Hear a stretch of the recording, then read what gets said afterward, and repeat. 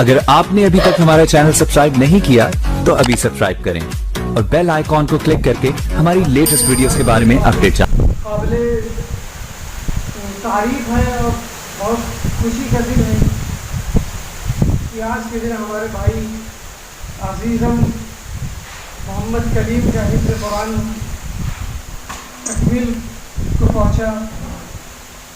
اس کے لیے یہ خود بھی بہت مبارک کے مستحق ہے اور ان کے پیچھے جن لوگوں نے جن لوگوں کا ہاتھ رہا، جن لوگوں نے ان کے تعلیم میں جو ہے اپنا وقت صرف کیا، اپنی صلاحیتیں صرف کی، وہ لوگ بھی قابل تعریف ہیں. ان کے کام اور ان کی خدمت بہت ہی لائق تحسین ہے. ان کے والدین خصوصاً ان کی والدہ اور ان کے بڑے بھائی اور ہم لوگ بھی ان کے بڑے بھائی ہیں. اللہ تعالیٰ نے ان کو یہ توفیق دی کہ انہوں نے اپنے چھوٹے بھائی کو جو ہے حفظ قرآن کی جو ہے تعلیم دی اور اس کو آج اللہ کا شکر ہے، اللہ کا احسان ہے تو اس کو مکمل کروایا. میرے بھائیوں، یہ کتاب ایک عظیم کتاب ہے جس نے دنیا کو ایک نیا رخ دیا ہے. یہ کتاب ایک انقلابی کتاب ہے اور اس کتاب کا اعزاز ہے کہ دنیا میں سب سے زیادہ اس کے پڑھنے والے اور دنیا میں سب سے زیادہ اسی کتاب کی یاد رکھنے والے موجود ہیں. اور اس کتاب کا حامل ایک بہت بڑی ڈگری کا حامل ہے. اگر وہ اپنی حیثیت کو پہچانے تو اس کی حیثیت تمام انسانوں سے افضل ہو.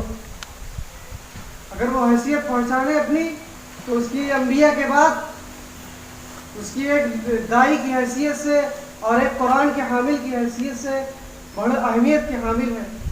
وہ دنیا کے تمام ایسے انسانوں جو قرآن کو نہ جانتے ہوں اور قرآن سے وابستہ نہ ہوں تو ان میں وہ ایک ممتاز شخصیت کا مالک ہے. جس طرح قرآن کا پڑھنے والا اور اس کا یاد رکھنے والا ان انسانوں میں جس طرح تمام کتابوں میں اللہ کا کلام کتاب اللہ یعنی کلام اللہ افضل ہے، اسی طرح اس کا پڑھنے والا تمام انسانوں میں افضل ہے. اسی کے بابت اور اسی کے تحت اللہ کے رسول صلی اللہ علیہ وسلم نے فرمایا تھا کہ یہ ایک ایسی کتاب ہے جس کے ذریعے سے اللہ تعالیٰ اگر چاہے، اللہ تعالیٰ اس کو توفیق دے تو اس کو تمام دنیا میں معزز کر دیتا ہے.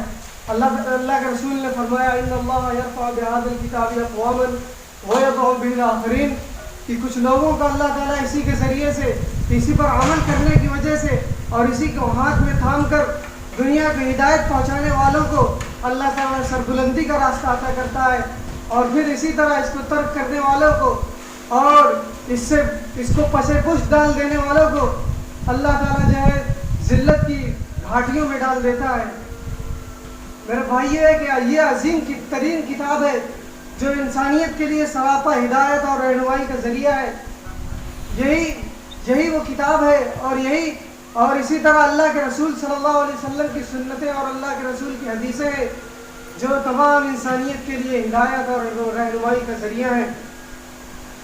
تو عزیز طلبہ، آپ سے گزارش ہے کہ آپ لوگوں میں جو اس کتاب کو پڑھنے اور یاد کرنے میں لگے ہوئے ہیں، اللہ تعالیٰ ان کو بھی اس کتاب کو مکمل یاد کرنے یا اس کی مکمل سمجھ رکھنے کی توفیق عطا فرمائے اور اس کے پیغام کو تمام انسانیت میں عام کرنے کی توفیق عطا فرمائے اور ہمیں بھی اس کی کہنے سننے سے زیادہ اس پر عمل کرنے کی توفیق عطا فرمائے.